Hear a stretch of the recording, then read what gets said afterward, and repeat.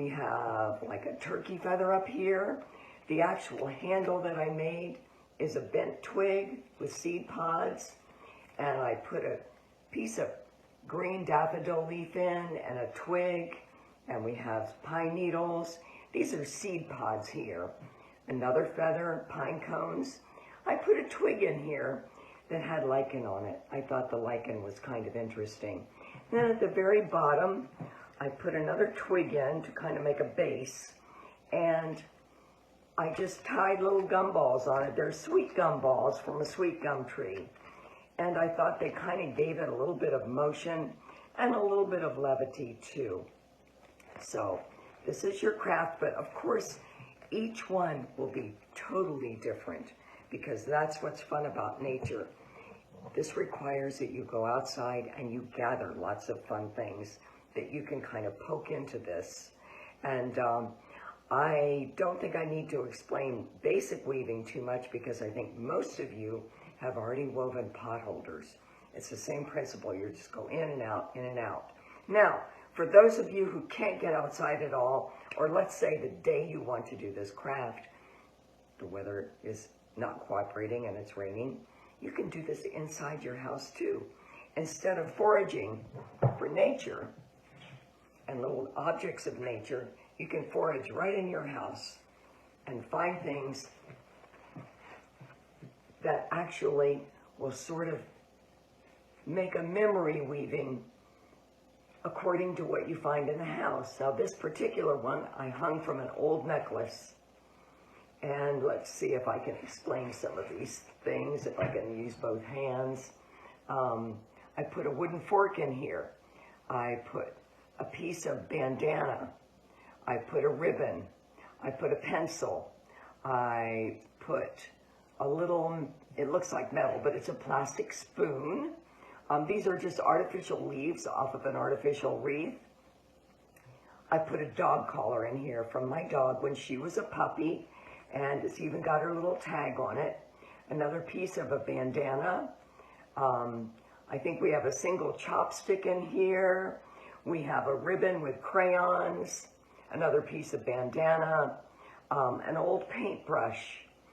So you never know what you're going to find, just right in your own house. And then at the very bottom, again, just to kind of give a little bit more interest, I tied ribbons on the bottom. Now, look at this, an old pair of ear pods that the wire was broken on. So please just think creatively and keep an open mind as you look for things in your house, because you might be surprised. Oh, and here's an old tape measure. It was from my mother's sewing box. So now I suggest almost all of you have a drawer in your kitchen where maybe it's where you keep the scissors. But anyway, that would be a wonderful place to start with, because that drawer is usually filled with all kinds of flotsam and jetsam and screws and rulers and pencils and old pens, and you never know what you would find in there that you could put in this weaving. So of course I need to show you how to make a loom. And the loom is simple. It should just take you 15 or 20 minutes. And of course, once you get this understanding of how to make it, you can make any number of things with it. You could make a total weaving of nothing but old scarves. So I started out with the nature weaving, but please understand that this could be morphed into many different kinds of crafts. What you need to start with are box lids. Now these are actually box, but the easiest ones I found were these ones that already came with jars or cans in them. Doesn't really matter. Any kind of cardboard box can be cut up. And the first thing that you're going to do is on each end of your box, you're going to take a ruler and go across and make marks with a Sharpie. Every ½ inch, make a mark going down. And you'll do that on one end and do that on the other end. Here is where you may need a parent or an older sibling to help you out. You need to cut into these with a knife maybe a box cutter, an old knife, a little saw, just something that where you can saw right down into these, because that's what's going to hold your work for your weaving. And I'm going to get one here. Now, this box is already cut out on the side. I cut a little bit of the side of this box out with a knife, because it makes it easier to work when you're going back and forth in your loom. Now, this is our loom. And what we're using is twine. I just use household twine. This is something I use around the house. I use it in the garden. I like it because it's really natural looking. But depending upon what you're weaving, you could use something else, but you do want it to be sturdy and not real stretchy like yarn.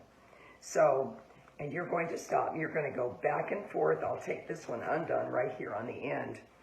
But you're just going to put this string, this twine down in these slots and go up and down, go back and forth, put it down in, loop it around, come back up, put it down in your slot, loop it around that piece, and I keep pulling it out because I'm not paying attention, and then loop it around and bring it down again. And before you know it, you have woven all the way across the box. And then what you're going to be doing is you're going to be weaving in whatever pieces you've decided, whatever type of craft, whether it's a nature or household or whatever. You just weave in and out with your ruler, well, with your item. I'm using a ruler here to demonstrate. In and out, in and out, in and out, all the way across.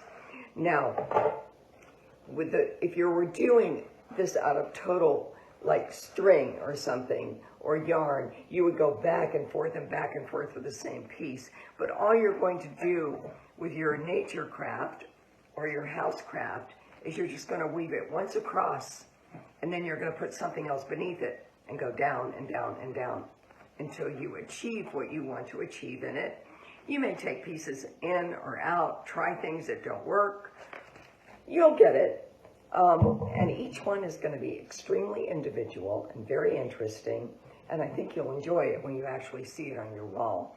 This is a craft for, I would say, most of our older campers, but I really believe the young campers can do this too, if they do it with a sibling or somebody who's a little bit older than they are to help them put it together. I promise you, we're going to continue with a few more crafts throughout this season. And some of them, the next one actually will be something that all ages can achieve easily by themselves. And I'll keep that a secret until next week. But meanwhile, we want you to know that we're missing you. All of us are missing you. Please stay safe. Enjoy your summer. It's just a little bit different this year.